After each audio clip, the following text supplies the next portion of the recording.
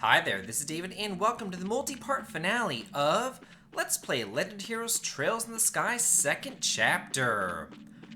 We have a lot to cover. We have the final boss, we have all this dialogue and everything, but I do want to show you real quick just what I have equipped for these battles coming up ahead. Let me show you the orbits as well if you really want to look. As always, pause. I'm not going to spend too much time going through there. Yeah, I don't have the cloak thing equipped anymore because that was on Joshua, and he's no longer with us! Welcome, everyone. Welcome to the home of all that's sacred. Magus? Is that you? Oh shit, no, it's just Joshua, Weissman. You passed the final trial. Excellent, excellent, be proud. You're worthy to be present for the resurrection of the Shining Ring, the Auroral. Yeah, not interested in that at all, thanks. I'm here to put a stop to all this stupid weirdness, and I'm here to get Joshua back. Oh yes, sadly, I'm afraid that won't be happening. What do you mean, Joshua, hey!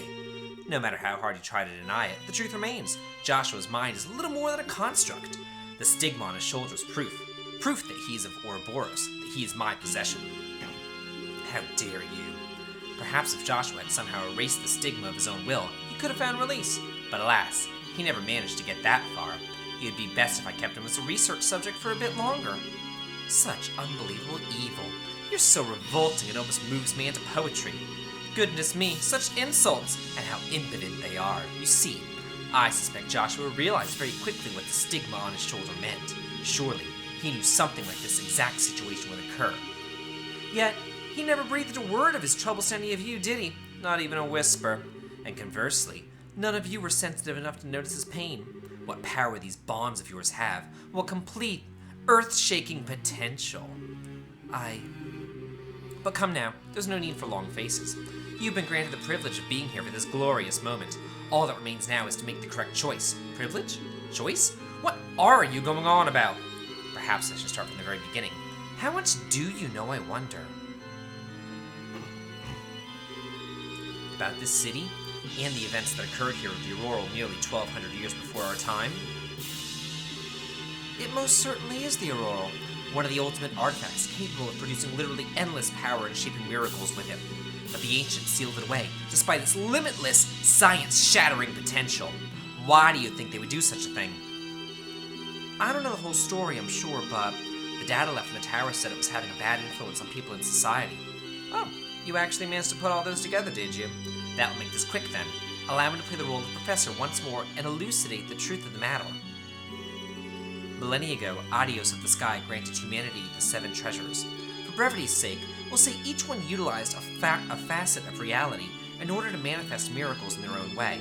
Humanity split into 7 factions, each centered around a treasure, to pursue an ideal based on the powers of the given treasure. One such ideal was this, the Liberal Arc, a city in the sky with the Auroral at its center, a paradise, removed from the troubles of the ground, where each man's gospel could grant any wish through the Auroral. Mankind lived a bountiful life here, absolutely free of strife. Over time, however, people's lives were swallowed up in the artificial bliss granted them by the Auroral. Not just the physical ecstasy, but even dreams were provided by the Auroral.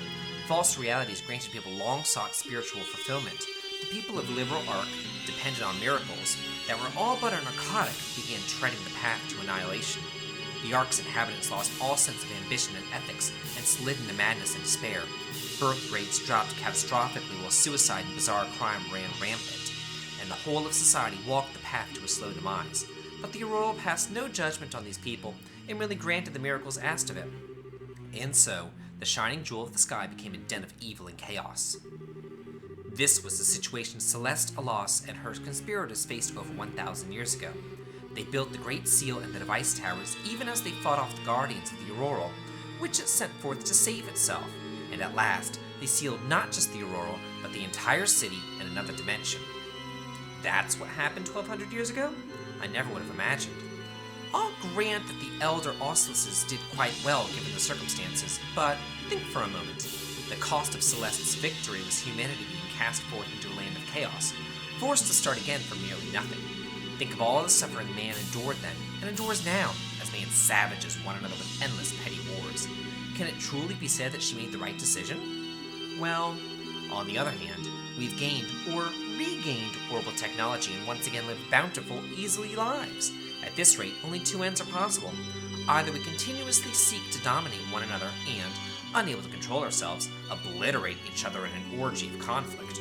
Or, like the people of old, we sink into narcotic self-pleasure, let automated systems run the world, and live as farm animals. Either physical or mental annihilation awaits. There's but one single path for humanity if it wishes to survive. The beasts of mankind must be led to the point where they obtain the two things required for true, enlightened sentience. A flawless rationality, capable of resisting any temptation and unswayed by even the fiercest circumstances, and peerless intelligence, ever capable of finding the correct solution, unmoved by crude emotion. This is the true goal of the gospel plan, to do what even the ancients could not, to advance our minds to what they should be. An ambitious goal, if nothing else. I would so appreciate it if you would not look at me as our megalomaniac lunatic. Man cannot help but change and reform through fear when confronted with something beyond his imagining. In that sense, what better tool exists to drive evolution forward than the auroral? I will guide mankind onto the correct path to salvation with this great treasure from Adios. That is my duty as one of the Anguis, my duty Ouroboros and its master. Boy, I bet you're a real hit at parties. Not. Oh, what's this? A flawless rationality capable of resisting any temptation and unswayed by even the fiercest circumstances? Peerless intelligence, ever capable of finding the correct solution, unmoved by crude emotion? What's the point in any of that? It seems someone was sleeping during the lecture. As I said, mankind faces annihilation through either conflict or mental entropy. The only way we can... No, I heard the lecture just fine, but that's not what I'm talking about. What I'm trying to say is, isn't there something that we can do about the problems you described if we know that they exist? It's like Joshua said to Louvre. We aren't completely powerless. They might not be guided by flawless, peerless whatever, but everyone's working together to get through the crisis going on right now. I've gone across all of Liberal and seen it with my own eyes. Don't you think we're capable of getting along just fine without some kind of forceful grand transformation? Really now, eking out survival by flocking together is just how beasts and insects live. Is that really all you have to offer on the potential of humanity as it stands now? Is there anything else I need to offer? Is there a problem with being the same? I mean, we're living beings too, you know? And heck, aren't I just talking about the strength of life? I don't think people are just animals, of course. I just think that living honestly, with that spark of life from others as a driving force, that's what it means to live. People don't need an omnipotent super beings or whatever you want them to be. People just need to be aware of one another and help each other out. And you know what? I bet the people who sealed the auroral away in the first place felt the same way. I mean, sure, making miracles mundane and relying on nothing but them is really bad by itself, but the biggest problem there, more than anything, is that it makes it so that there's no point in knowing or helping each other, and that's awful. You're right. Right before the final act comes to a close, our heroine delivers a marvelous rebuttal. Man cannot live without other men, even if he be as a god. You speak true words of wisdom, Estelle. Huh. Still sticking to the mutual assistant argument, invoking the power of human bonds of all things. I would ask that you read a history book before saying such nonsense, Miss Bright. As an example, consider the overpowering, nation-crushing machine called war. Is man not only capable of being ground beneath its treads? Absolutely not. In the middle of the biggest war in liberals' history, my mother gave her life to save mine, and because of that, I chose the path of embracer, and now, look at me! I'm here to stop the crisis you caused and prevent another war from breaking out. All thanks, in the end, to my mother. Hell, I'd say just made my point for me. People are not powerless, not against anything. Tuh, you're quite good at trite answers, if nothing else. If you really seriously believe people are powerless, and you've really convinced yourself humanity can only be saved by you turning into emotionless super beings, then that makes you really pathetic, I think. I mean, that means you've never known the joy of trusting someone or helping them. To think that your only smug satisfaction comes from watching people struggle, that's too sad. But even if I do feel sorry for you, I'm a bracer. I can't ignore the fact that you're getting a lot of people involved in your little pity party. Sorry, but I'm afraid we're going to have to stop you by force.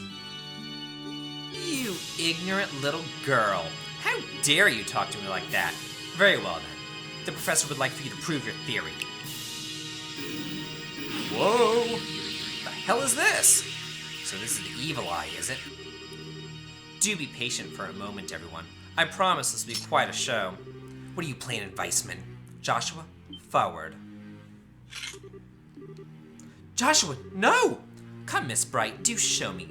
You claim humanity can stand against forces larger than it. Show me proof you can stand against despair. Fine! Whoa! Aw, shit! This is not gonna be good.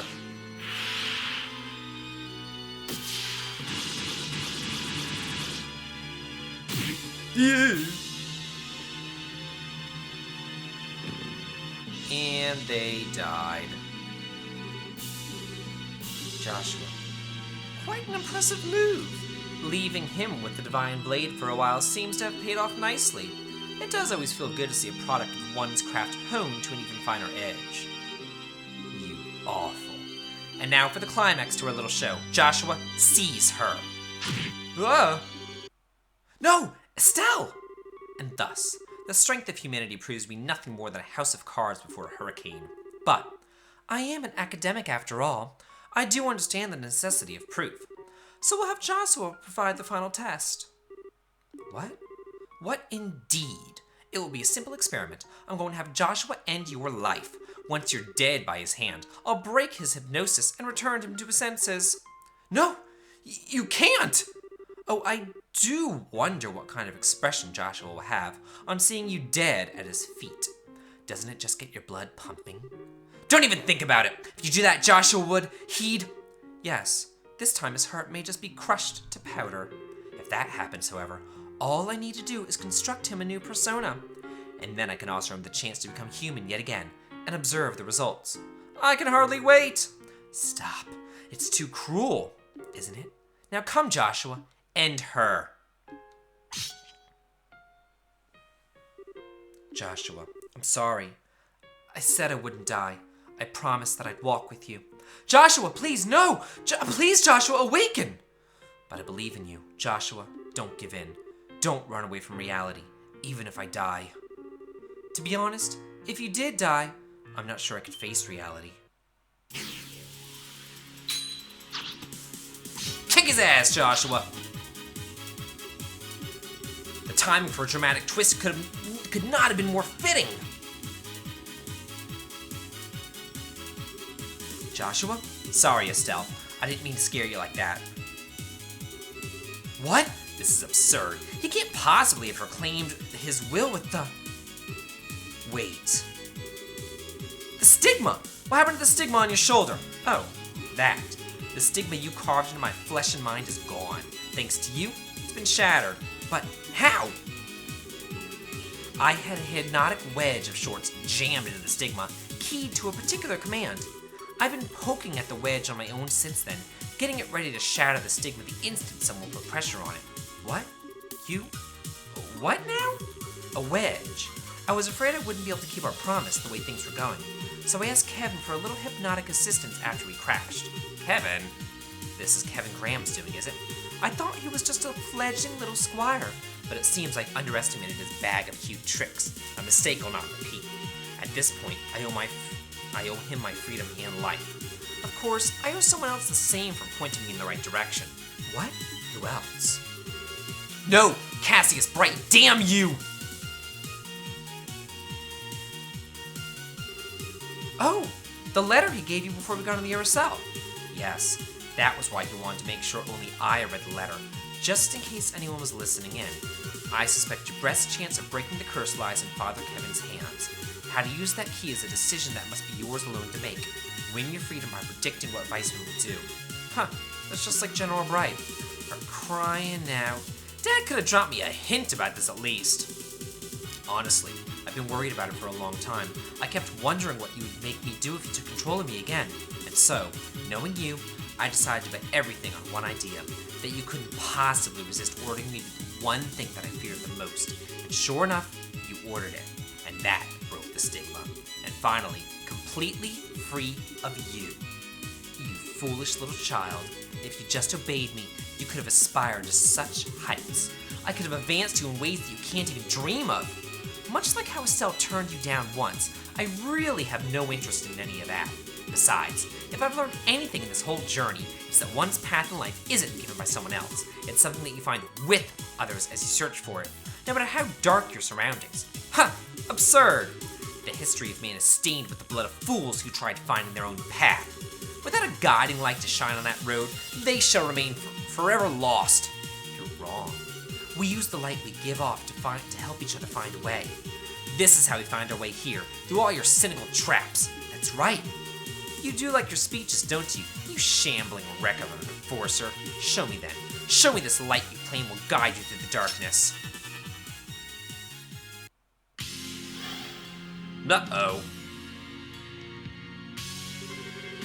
And I shall show you in turn the blinding light of a loyal servant of the Grand Master, the power of the Faceless, one of the Anguisse. Bring it on! The one being blinded here is you!